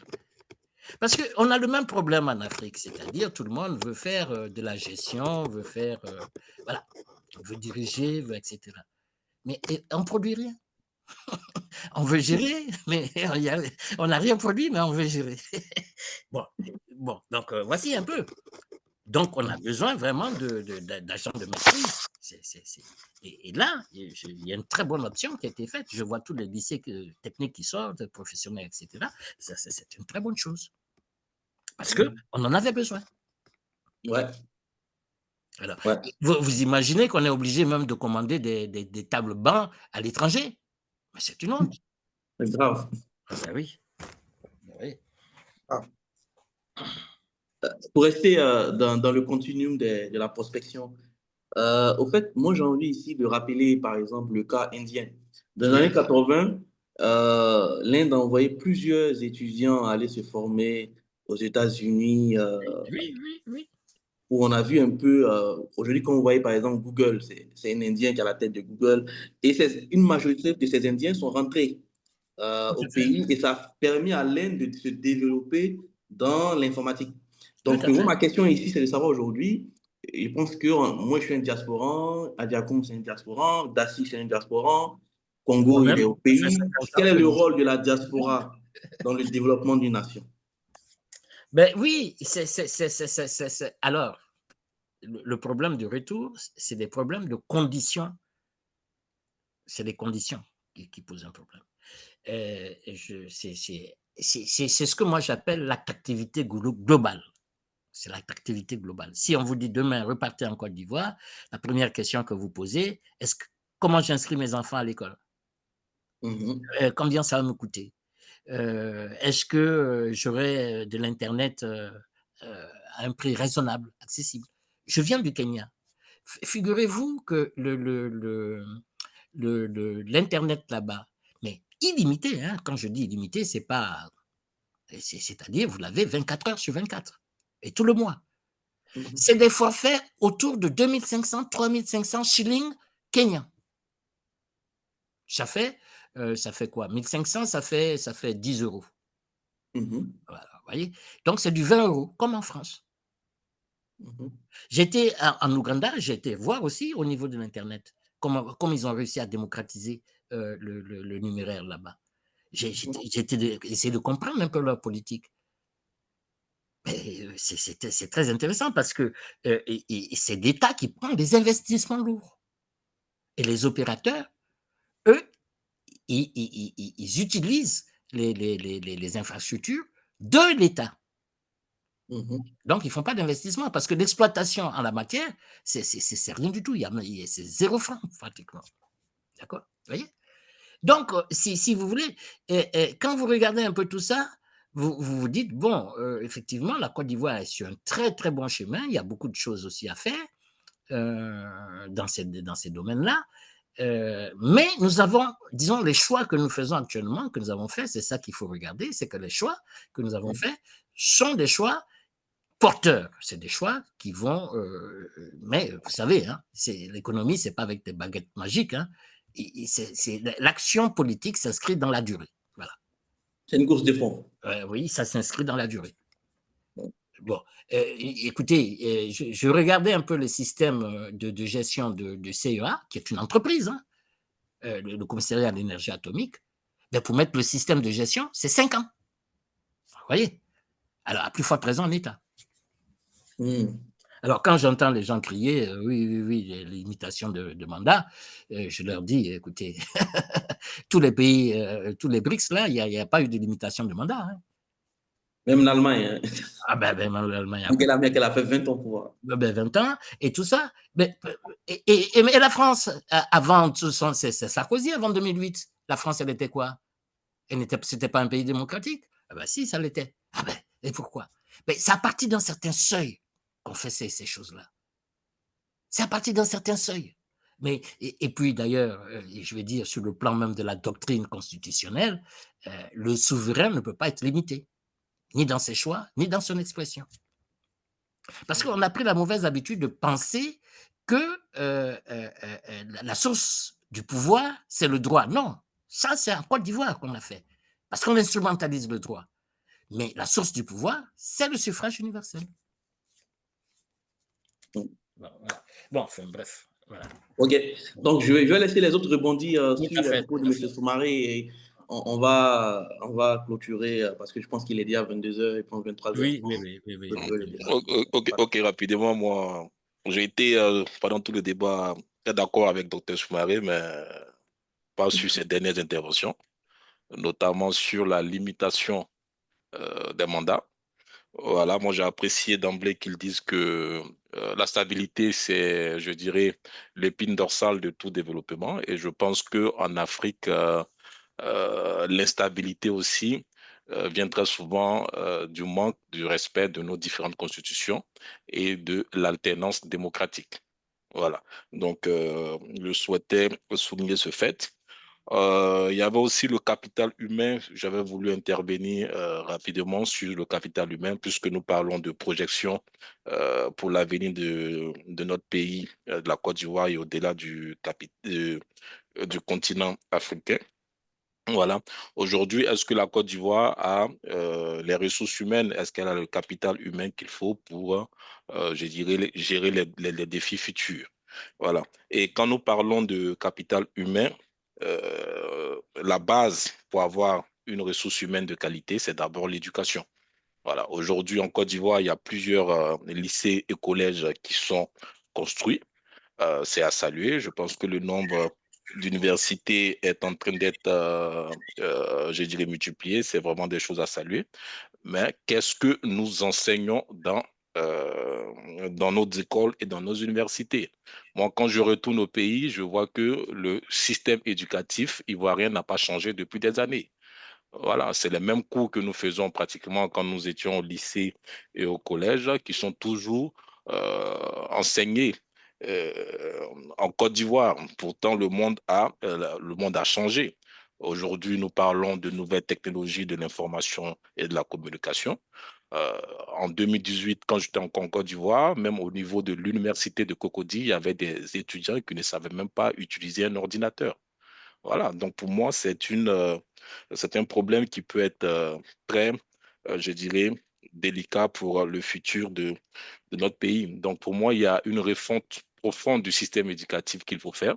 Il faut adapter le système éducatif ivoirien aux nouveaux défis de notre nation. Voilà, pour que nous ayons une jeunesse très formée, voilà, qui pourra faire face aux défis futurs de la Côte d'Ivoire. Voilà. Merci beaucoup, M. Dassy. M. Diacon. Alors, sur le capital humain, je rejoins ce que M. Dassy a dit. C'est le curriculum de formation que nous devons changer afin qu'il soit adapté aux nouvelles réalités socio-économiques de la Côte d'Ivoire, au niveau, afin que le curriculum soit également adapté à l'évolution mondiale, parce qu'aujourd'hui encore, en terminale, on fait des cours de bipolarisation alors que le monde a changé. Ici en France, déjà, aux étudiants, aux élèves de terminale, on fait des cours de l'OMC, de l'Organisation mondiale du commerce. On fait des cours de libre-échange, de développement du durable, multilatéralisme. Du multilatéralisme. Alors qu'en Côte d'Ivoire, il n'y a pas tout ça. Donc, il faudra adapter la formation parce que tout à l'heure, on parlait de nos élites.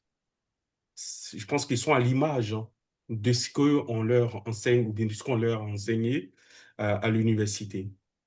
Et il est important qu'aujourd'hui, on puisse, en termes de volonté politique, promouvoir la connaissance, promouvoir ce que je vais dire, le mérite. Voilà. Vous avez posé une question sur la force de la diaspora.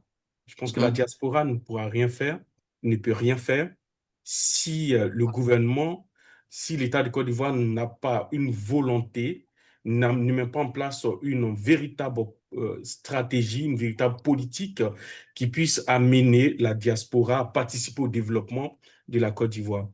Je me rappelle, pour ce que j'ai vu, qu'au temps de Félix Houphouët-Boigny, nos leaders d'aujourd'hui, notamment Henri Konan Bédié, Laurent Gbagbo et ainsi de suite, ont reçu des bourses pour venir étudier à l'étranger et ensuite retourner en Côte d'Ivoire avec ces savoirs-là. Aujourd'hui, qu'est-ce que le gouvernement fait des étudiants qui sont boursiers, qui sont à l'international? Comment est-ce qu'ils sont suivis? Comment est-ce qu'ils sont réintégrés après? Ça, c'est des questions sur lesquelles on doit beaucoup réfléchir. Parce que quand on regarde les autres pays, notamment la Chine envoie des Chinois venir étudier ici en France pour non seulement connaître comment fonctionne le système français, mais aussi pouvoir utiliser ces étudiants-là pour aller dans les pays où on parle le français, notamment en Afrique, participer à la concurrence avec les pays francophones. La même stratégie a été adoptée lorsque des étudiants chinois étaient envoyés aux États-Unis d'Amérique. Il fut un temps où en Côte d'Ivoire, on entendait parler des Shintok. C'était une stratégie que la Chine avait mis en place pour copier la technologie américaine afin de l'implanter en Chine. Très souvent, chez nous, on parle de transfert de technologie. Mais je pense que Houphouët, dans son temps, avait répondu à cette question. Il n'y a pas de transfert de technologie. Personne ne voudra transmettre volontairement sa technologie. Il faut la prendre, il faut mettre en place une stratégie pour prendre cette technologie.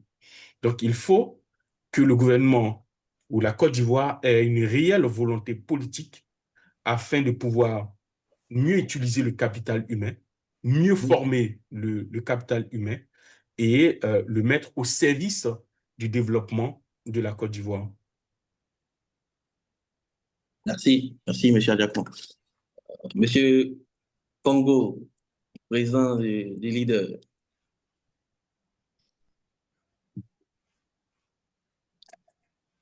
Merci, merci. J'ai écouté tous les panélistes. Je pense qu'il faut véritablement investir dans le capital. Tout à l'heure, Jean-Paul parlait de nos élites. Moi, je dirais que nos élites font preuve de mauvaise foi.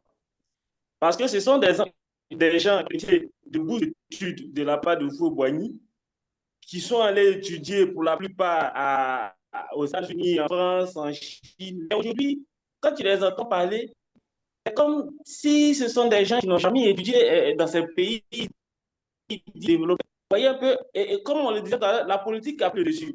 Donc, les gens ont une dynamique de la politique du ventre et pas le ventre. Et du coup, tout ce qu'ils ont appris comme compétences, tout ça est rangé au tiroir. Et donc, pour les moi, je dis que c'est preuve de l'espoir. Maintenant, quand on dit ça, on revient donc sur ce que Dassi a dit tout à l'heure. Il faut réinventer le système éducatif en Côte d'Ivoire. Il faut moderniser le système, l'adapter donc aux réalités actuelles. Aujourd'hui, il y a des efforts. Il y a l'école de la deuxième chance que le gouvernement a mis en place. Il y a également des lycées professionnels et techniques qui sont en train d'être multipliés. Je pense qu'il faut que le gouvernement, au-delà de construire en plus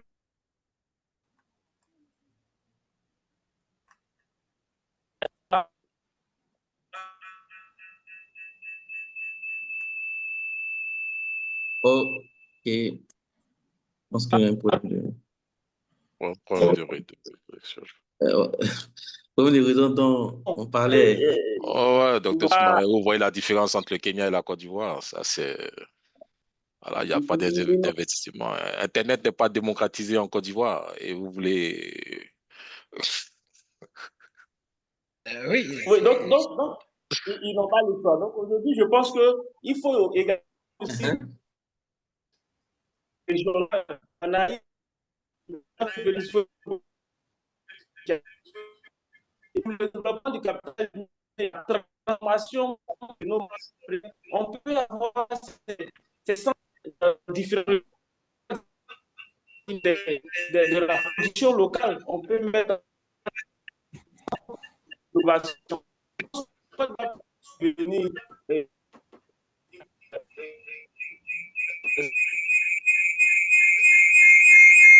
Je pense qu'il y a un micro qui est ouvert. Je pense que ça doit être la connexion. En tout cas, moi, chez moi, le micro est fermé. Hein? Oui, c'est la connexion. Bon, là, je pense qu'il est parti. Donc, je pense que nous sommes au terme de notre entretien. J'aimerais rapidement que chacun, en 2 minutes, donne son mot de fin avant de faire la conclusion et voilà, se retrouver prochainement pour un autre débat. OK. Donc, je vais commencer par le professeur Soumaré en 2-3 minutes. Quelles sont vos conclusions? Qu'est-ce qu'on doit retenir de votre intervention? Ben, écoutez, je veux dire, c'est un plaisir. Hein? Et puis, moi, je suis confiant dans ce qui se fait. Alors, je suis d'accord avec M. Dassi et puis les autres hein, sur le capital humain. Hein? C'est le contenu de l'enseignement qu'il faut revoir. Mais vous avez vu les évaluations du PASEC. Donc, vous voyez, bon, donc, mais l'école a été en panne quand même pendant, en Côte d'Ivoire, pendant toute la crise, disons. Voilà. Hein? Bon, donc, effectivement, il y a le contenu, il y a des problèmes de contenu, il y a des problèmes également il faut atteindre des ratios qui nous permettent de retrouver une place. Hein, bon, vous voyez, le Kenya, c'est 78% d'alphabétisation. Hein, le Ghana, c'est 77% d'alphabétisation. Hein, vous voyez, bon, donc nous en sommes encore un peu loin. Bon, effectivement, il y a tout ça. Donc, moi, je suis confiant. Je suis confiant et nous l'avons dit dès le départ, il faut de la stabilité. Il faut de la stabilité. Et je reviens aussi sur ce que M. Dassi a dit. Moi, je ne suis pas pour un mandat, pas le mandat, ça ne m'intéresse pas. Je dis la doctrine constitutionnelle. Je dis bien, la doctrine constitutionnelle, c'est que le souverain ne peut pas être limité. C'est le sens même de la démocratie. La démocratie, c'est justement laisser le peuple s'exprimer. Donc, il n'y a pas de techniciens, de juristes qui viennent là pour dire, bon, ben, écoutez, nous, on pense que. Non, le peuple, il est souverain. C'est le souverain, on ne peut pas le limiter, par définition même. Donc, c'est un problème doctrinal, ce n'est pas un problème de est-ce qu'on doit faire des mandats, pas de mandats, tout ça, ça c'est autre chose. Non? Bon. Oui, docteur, je suis d'accord avec vous. Ouais. En Afrique, est-ce que le peuple s'exprime véritablement? Ah ben, je pense que c'est parce que tous ceux qui sont au d'accord. pouvoir, pour ne pas vous couper, Oui, mais c'est docteur, celui-là qu'il faut mettre voilà, personne au pouvoir et perd des élections en Afrique. Oui, Voilà, mais c'est aujourd'hui, là on qu'il faut a, mettre l'accent. C'est besoin voilà. des systèmes électoraux qui soient transparents, crédibles et voilà, fiables. Bon, et l'informatique devrait nous aider. Parce que moins on a d'intervention humaine dans le système, moins il y a de possibilités. La manipulation. De, voilà, bon, vous voyez. Et c'est pour ça, d'ailleurs, je le dis souvent aux gens, je dis, mais arrêtez de nous parler de personnes. Aujourd'hui, on est dans les antiques. C'est plutôt par là qu'il faut aller. C'est ça qui va permettre de neutraliser les systèmes. Bon, enfin, bref, ça, c'est encore autre chose. Mais en tout cas, moi, je suis confiant dans la Côte d'Ivoire. Et je pense que la stabilité, si nous avons la stabilité, nous sommes en 2025, il faut compter une génération, hein. Il faut compter une génération, il ne faut pas rester dans les slogans. Mais ce qui me fait peur, moi, ce sont les défis écologiques qui apparaissent. Parce que ça, c'est une véritable menace.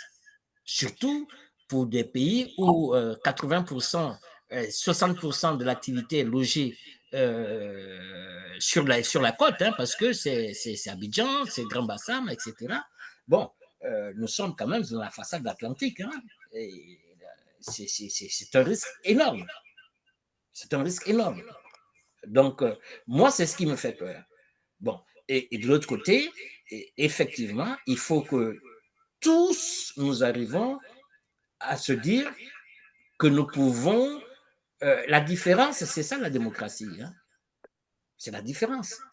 Mais nous devons pouvoir traiter nos différences de manière à ne pas remettre en cause les fondamentaux.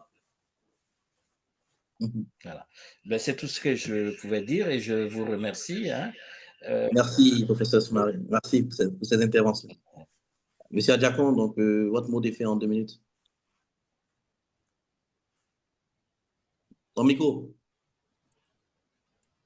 Ah, on n'entend pas. Le micro, le micro. On n'entend pas.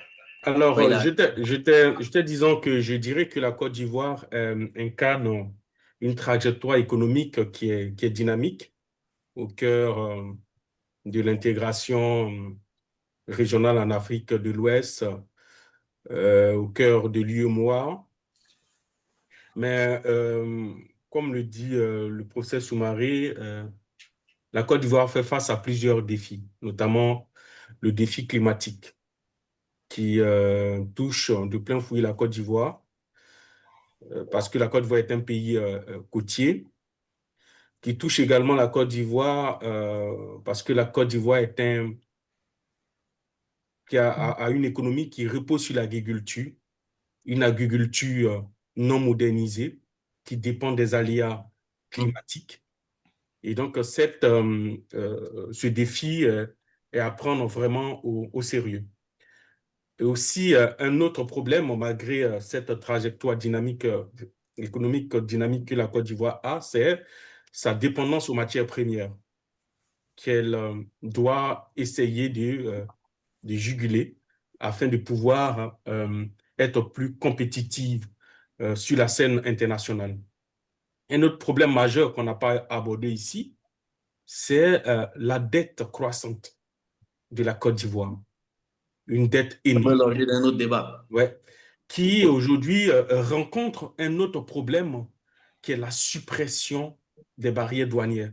Quand on sait que les taxes douanières, tant à l'importation et à l'exportation, apportent beaucoup au budget de la Côte d'Ivoire, cette suppression par le biais des accords de partenariat économique croisée à la dette importante de la Côte d'Ivoire risquera en fait d'hypothéquer l'avenir de la Côte d'Ivoire et de la jeunesse ivoirienne. Un autre problème important, c'est la mauvaise gouvernance, la corruption endémique, le blanchiment d'argent. La Côte d'Ivoire aujourd'hui est devenue la plaque tournante du blanchiment des capitaux. Tous ces défis, je pense qu'on doit les relever rapidement. Le capital humain qu'il faut essayer d'améliorer, changer les maquettes de formation, beaucoup plus accentuer la formation sur la révolution numérique. Il faudrait que la Côte d'Ivoire prenne sa part dans cette lutte de l'intelligence artificielle qui est en train de prendre le pas sur plusieurs domaines. Et enfin, il faut qu'on arrive à mettre tout en œuvre pour pouvoir résister au choc multidimensionnel qui se présente à la Côte d'Ivoire aujourd'hui, dans lesquels on retrouve le climat, l'énergie et surtout la géopolitique. Donc, il faudrait que la Côte d'Ivoire arrive à trouver son chemin, arrive à résister à tous ces chocs-là. Donc, voici un peu mon mot de fin. Et c'est sur ces paroles que je vais vous dire au revoir parce que je dois partir. Ça a été vraiment un plaisir pour moi d'échanger avec vous. Merci beaucoup, M. Adjakon. Et Michael Dassi. Ok, merci infiniment Ismaël Sy pour l'idée, voilà, et pour m'avoir convié à ce débat. J'ai été très heureux de faire la connaissance et d'écouter Dr Soumaré, également le frère Adjakon. C'était un plaisir de retrouver mon frère et ami Justin Congo. Voilà, donc ça a été positif pour moi en termes d'échange, en termes d'expérience. Voilà, comme mot de fin, pour moi, la Côte d'Ivoire, c'est un pays solide. Voilà, 65 ans après. Aujourd'hui, la Côte d'Ivoire a un visage, malgré les décennies de crise que notre pays a connu, a un visage plus reluisant que des pays qui n'ont même pas connu de guerre civile. Donc, la Côte d'Ivoire reste un défi, un pays assez solide, mais qui, pour moi, aussi est encore fragile. Voilà, parce que 65 ans après, nous n'avons pas encore pu construire la nation ivoirienne. Aujourd'hui, pour moi, le contentieux, je dirais, au niveau des crises, n'a pas encore été vidé. Quand vous écoutez les Ivoiriens échanger, notamment sur les réseaux sociaux et même dans la vie physique, nous sentons encore des rancœurs de part et d'autre qui peuvent être dangereux pour la stabilité de notre pays. Voilà, et comme le docteur l'a dit, il n'y a pas de développement sans stabilité. Pour nous, Ivoiriens, on ne veut plus revivre je dirais, les affres des différentes crises que nous avons vécues. Donc, pour moi, après ces 65 ans, nous devons mettre l'accent sur l'union véritable des Ivoiriens dans leur diversité pour que dans nos différences d'opinion, voilà, chacun puisse apporter sa pierre pour l'édification d'une nation moderne, prospère et solidaire. Donc, merci à Ismaël, merci à la Vague Orange de nous avoir invités. Voilà, on espère que la Vague Orange ne viendra pas balayer tous ces leaders assez âgés qui pour nous devaient laisser place à la jeunesse. Voilà, donc c'était mon mot de fin et bonne soirée à tous. Merci. Comment, Ghislain? Oui, merci Ismaël Lavagorange. Pour moi, je dirais que 65 ans après notre indépendance, je pense que le temps est venu pour la Côte d'Ivoire donc, de passer à cette émergence économique, à la maîtrise donc, de son destin collectif, comme le disait tantôt Dassi. Donc, cela nous amène à bâtir donc, cette société qui est juste, une économie qui est plus souveraine et une nation qui est unie autour d'un projet commun. Et une nation où il y a la tolérance politique, où les divergences politiques qui ne nous amènent pas de prise en prise. Et donc, pour moi, la vraie indépendance commence par notre capacité à penser par nous-mêmes, à produire pour nous-mêmes et également aussi à décider pour nous-mêmes. Donc, pour y arriver, il est important d'investir dans notre capital humain et également de mettre en œuvre, de faire tout pour que cette stabilité-là puisse continuer parce que, comme disaient les autres, il ne peut pas avoir de développement sans donc, stabilité. Donc, pour moi, la Côte d'Ivoire fait du chemin. Il y a encore des défis à relever. C'est ensemble, et les gouvernants, et les partis politiques, et la société civile, c'est ensemble autour d'un projet commun qui est la Côte d'Ivoire que nous arriverons donc à bâtir cette nation forte, dynamique et qui fait la fierté de toutes ses filles et ses fils. Merci encore à la Vague Orange et ce fut un réel plaisir. Merci beaucoup à tous d'avoir accepté de participer je pense, à ces 2 heures, presque 2 heures de discussion sincère et franche sur la Côte d'Ivoire. Moi, je retiens qu'il faut revenir à Houphouët-Boigny, il faut relire Houphouët-Boigny. Je ne sais pas si chacun de vous porte en tout cas en mémoire ce grand homme, parce que moi, j'ai compris que Houphouët-Boigny avait compris que la politique a des limites dans la gestion d'un pays. À un moment donné, il faut miser sur la technocratie. Donc, voilà pourquoi, je pense qu'il y a quelqu'un qui disait qu'il faut envoyer plusieurs cadres aller se former à l'extérieur pour venir porter la Côte d'Ivoire. Et je pense bien que c'est à cela qu'on doit revenir. Je pense bien qu'il faut décentraliser la gestion du pouvoir. Il faut faire confiance au talent de la Côte d'Ivoire. Il faut qu'aujourd'hui, nos politiques essayent de donner la chance à nos élites, à ces personnes comme M. Soumaré. En tout cas, il y a plusieurs Ivoiriens qui sont ici et ailleurs, qui sont des ressources pour d'autres pays, mais qui peuvent aujourd'hui être des ressources véritables pour la Côte d'Ivoire, de sorte à atteindre une masse critique d'intelligence, de sorte à penser la Côte d'Ivoire sur des décennies. Donc voilà l'action aujourd'hui qui a fait que nous, la Vague Orange, on a décidé de lancer ces genres d'initiatives dans le but de faire de la vulgarisation, parce qu'aujourd'hui, je pense bien qu'il faut s'arrêter, il faut dépasser le regard d'optique ou le regard de jugement, disant que les jeunes sont du moins loin des tables de réflexion. Je pense bien qu'il faut initier ce genre de panel-là de sorte à attirer la jeunesse sur les véritables enjeux. On a cité les enjeux climatiques, les enjeux de la technologie et j'en passe. Donc, en tout cas, merci. Ça ne sera pas la dernière rencontre, donc je vais vous recontacter encore pour d'autres sujets. J'espère que vous serez ouverts encore à venir partager vos différentes connaissances avec notre public. Et que, voilà. En tout cas, merci encore et bonne soirée. Bonne soirée. Et voilà.